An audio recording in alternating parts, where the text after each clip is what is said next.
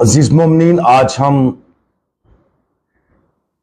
मुकद्दस बरतलमाई रसूल की ईद मनाते हैं और आज हम मुकद्दस यूहन्ना रसूल की अंजील उसका पहला बाब और उसकी आयात 45 ता 49 पर ध्यान व ज्ञान करेंगे।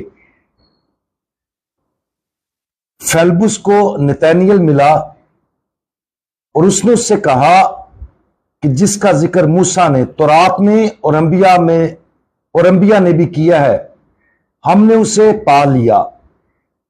वो यूसुफ का बेटा यसु नासरी है। नतनएल ने उससे कहा, क्या नासरत से कोई अच्छी चीज निकल सकती है? फेलबुस ने उससे कहा, आ देख ले।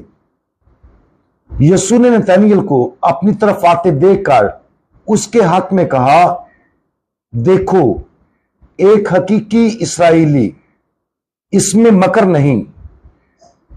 नतनएल ने उससे कहा, तू मुझे कहां से जानता है? यसु ने जवाब दिया और उससे कहा, इससे पहले कि फेलबुस ने तुझे बुलाया, जब तू अंजीर के दरख्त के नीचे था, मैंने तुझे देखा। नतनएल ने उसे जवाब दिया कि रब्बी, तू खुदा का बेटा, तू इस्राएल का बादशाह है। अजीज मोमिनीन, आज हम पाकमा कैथोलिक कलीसिया के साथ मिलकर 12 रसूलों में से एक रसूल मुकद्दस बरतलमाई की ईद मना रहे हैं, जिन्हें खुदावंद यीशु ने अपनी कलीसिया बनाने, खुशखबरी सुनाने और सब कौमों को शागिर्द बनाने के लिए चुना था।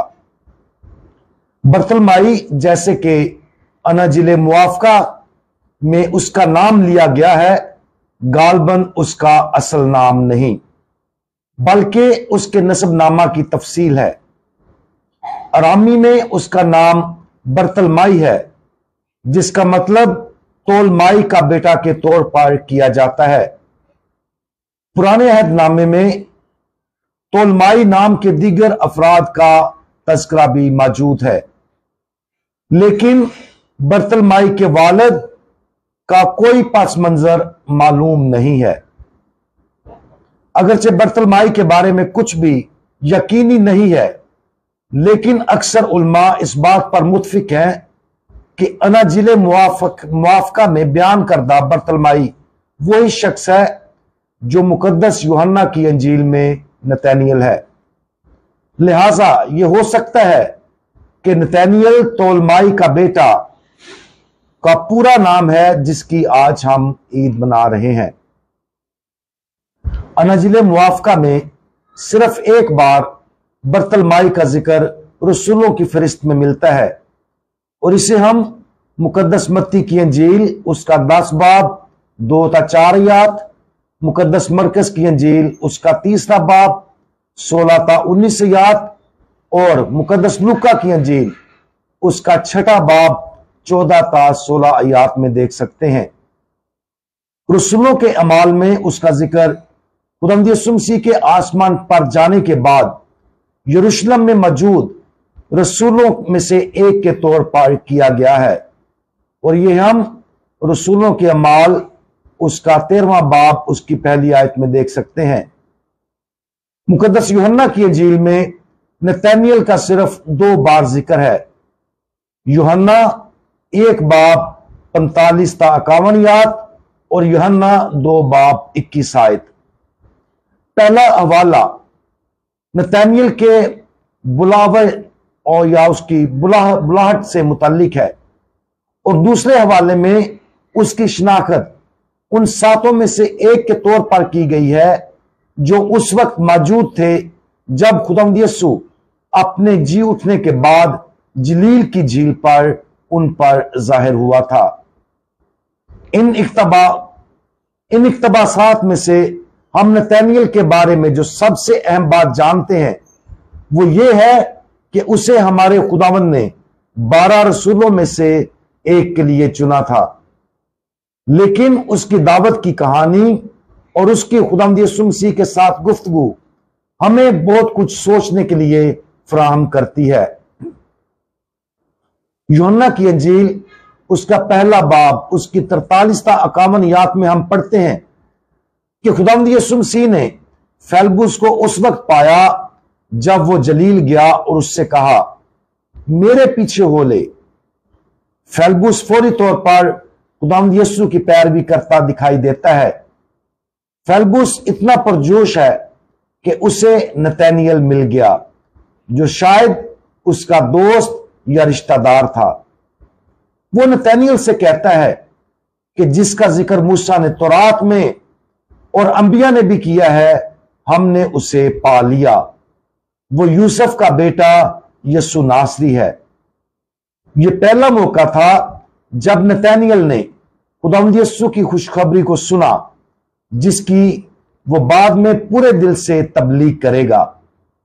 बहुत से लोगों की तरह नतनएल इब्तदाई तौर पर शक्की है, इसलिए उसने फेलबुस को जवाब दिया, क्या नासरत से कोई अच्छी चीज निकल सकती है?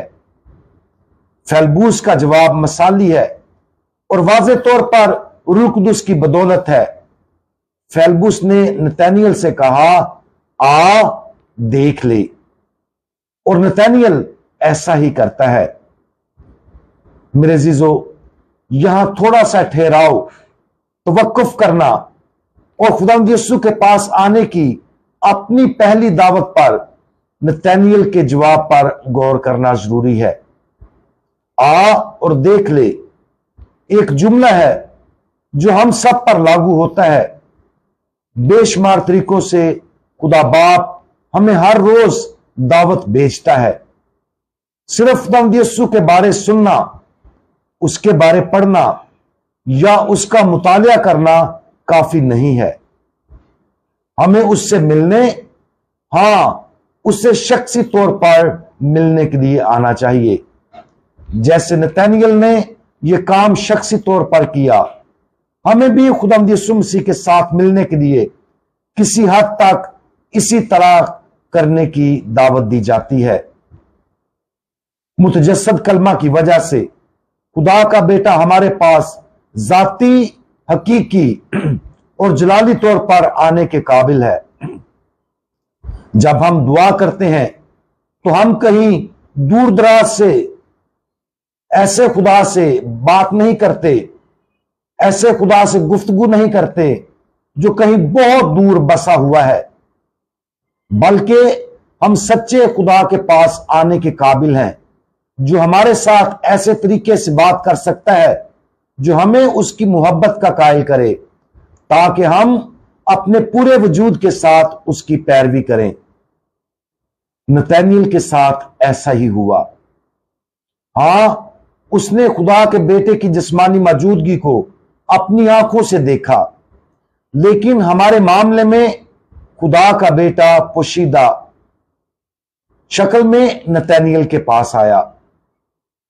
जब भी हम दुआ में अपने खुदावंद की तरफ मुतवज्जे होते हैं, पाक मास में शिरकत करते हैं, मुकद्दस घंटा की इबादत करते हैं या बाइबल मुकद्दस जो खुदा का जिंदा कलाम है उसे पढ़ते हैं, हम उसी खुदा से मिलते हैं जो नतनएल से मिला था। जब नतनएल खुदावंद यीशु मसीह के पास आया तो खुदावंद यीशु ने उसके हक में कहा, देखो एक हकीकी इस्राएली, इसमें कोई मकर नहीं। ये खुदावंद यीशु ने नतनएल के दिल को पढ़कर उस पर यह जाहिर किया था। नतनएल ने मजीद दरियाफ्त किया कि खुदावंद यीशु उसे कहां से जानते हैं, और खुदावंद यीशु ने नतनएल को जवाब दिया कि जब तू अंजीर के दरख्त के नीचे था, मैंने तुझे देखा। यह बात नतनएल को इतनी गहराई से छू गई कि खुदावंद यीशु के इस मुख्तसर जवाब पर नतनएल तब्दील हो गया। वो पुकारता है, रब्बी तू खुदा का बेटा है, तू इस्राएल का बादशाह है।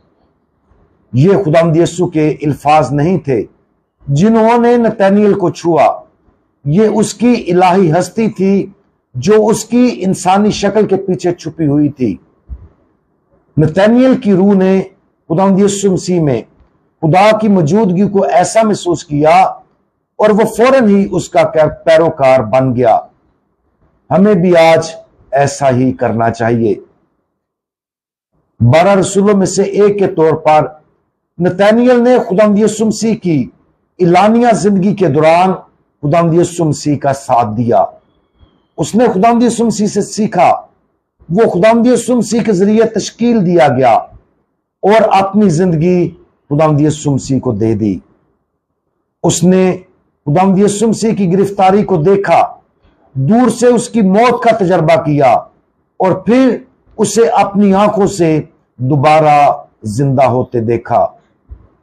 जब खुदावंद यीशु मसीह आसमान पर चढ़े तो नतनएल उन लोगों में शामिल था जिनसे खुदावंद यीशु मसीह ने कहा, लेकिन जब रूह कुदुस तुम पर नाज़िल होगा तो तुम कुव्वत पाओगे और यरूशलेम और सारे यहूदिया और सामरिया में बल्कि जमीन की इंतहा तक मेरे गवाह होगे।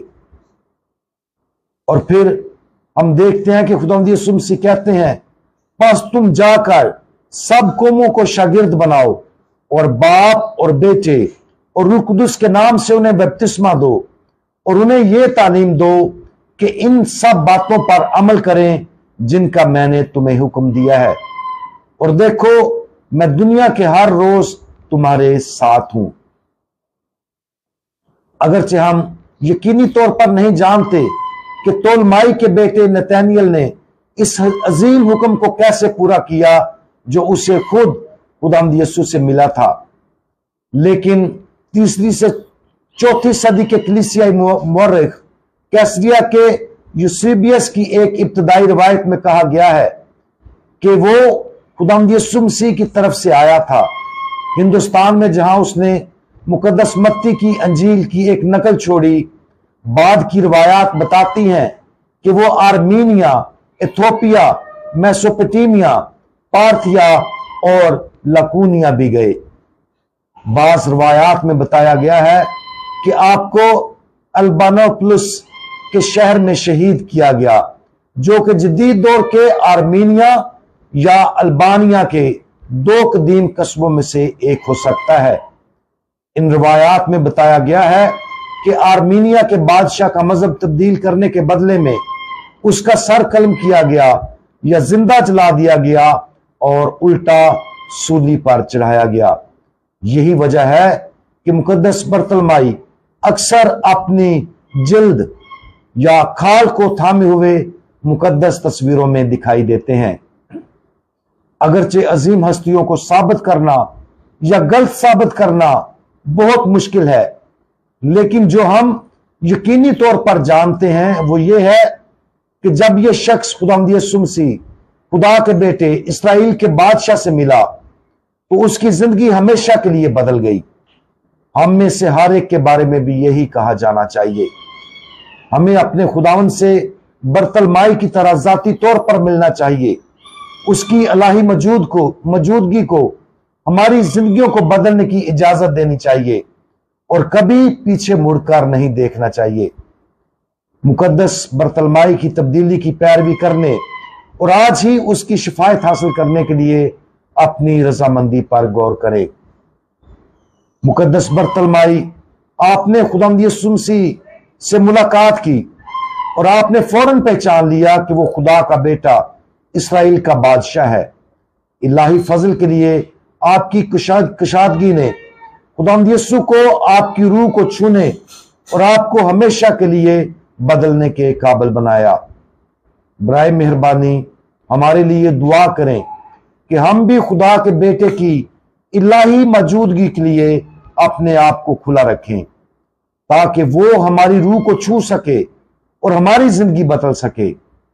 मुकद्दस बरतलमाई रसूल हमारे लिए दुआ मांगें। आमीन।